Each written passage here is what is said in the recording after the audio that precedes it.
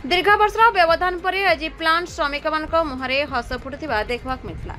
प्रकाश plant manager Shri Shyam मनोहर गुप्ता श्रमिक अति नीचकोटर देखा सहित समस्त प्रकार व्यवहृत सामग्री यथा हेलमेट बूट ग्लोव सामग्री को देउन मजदूर मान सामाजिक सुरक्षा ईएसआई और ईपीएफ को लागू कर जो मजदूर संघ आपत्ति अभियोग कर नयान्त हो जाते। शेष में मजदूर संघर सभापति नेतृत्व में गणतंत्र दिवस रे कुसुमाटी पंचायत रे एक शेष निष्पत्ति नहीं।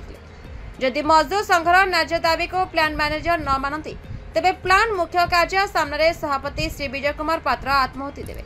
यह खबर बिजुली बेगर सारा राज्य में प्रभावित होगार प्लांट मैनेजर श्री गुप्ता कौन उपाय न पाई शेष में मजदूर संघ को आज कार्य को डाकी समस्त न्याय दाबी को अक्षरे अक्षरे पालन करने को प्रतिश्रुति देते।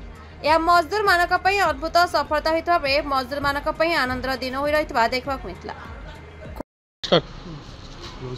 मो ना विजय कुमार पात्र भारतीय मजदूर संघर राज्य कार्यकारिणी सदस्य एवं एचपीसीएल मजदूर संघर सभापति। एचपीसीएल प्लांट जटणी आरंभ है परठारु एठी काम करुथुबा लोडिंग अनलोडिंग प्रत्येक मजदूर मानक लाइफ रो सिक्योरिटी किछि नथिला भविष्य नीति नथिला। एणुकरी दीर्घ दिन पर भारतीय मजदूर संघर लड़ाई रे संग्रामर परिणाम स्वरूप आज प्लांट मैनेजर श्री श्याम मनोहर गुप्ता नेतृत्व में बसी एक बैठक रे समस्त ट्रक मालिक माने राजी हेले जे लोडिंग अनलोडिंग रे काम करुथुबा मजदूर मानकू ईएसआई कार्ड करदेवे एवं ईपीएफ मध्य पैसा तांकर बांधिबे। यह भारतीय मजदूर संघ पई एक माइल खुंट। एइथपई आमे आगरू एक प्रस्ताव देइथिलु कलेक्टर को मध्य जणैथिलु जे 4 तारिख दिन ए प्लांट को बंद रखिबु।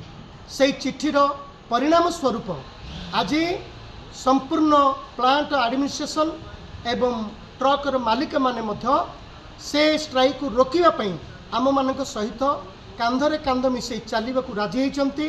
पिला मानकर समस्त दाबी को मानि नहीं जोटा आम पई एक खुशी कथा। तेणु मु विजय कुमार पात्र जो प्रस्तावित स्ट्राइक थिला 4 तारिख रे ताकू आमे फेरई नौ आम आ स्ट्राइक को जीवु नहीं कारण आमर दाबी पूर्ण हो जाइए। एइथपई भारतीय मजदूर संघ तरफ प्लांट मैनेजर मनोहर गुप्ता सार एठी काम करुवा समस्त ट्रांसपोर्टर मालिक ए 2 जन को आम हृदय धन्यवाद दौचु। एतद व्यतीत जो मजदूर माने भारतीय मजदूर संघर साथी रे वर्तमान सुधा अंटा भिड़ी ठिया होते ताकू विजय कुमार पात्र हृदय धन्यवाद जनाऊँगी। भारत माता की जय, वंदे मातरम। रिपोर्ट संपर्क टीवी ओडिशा।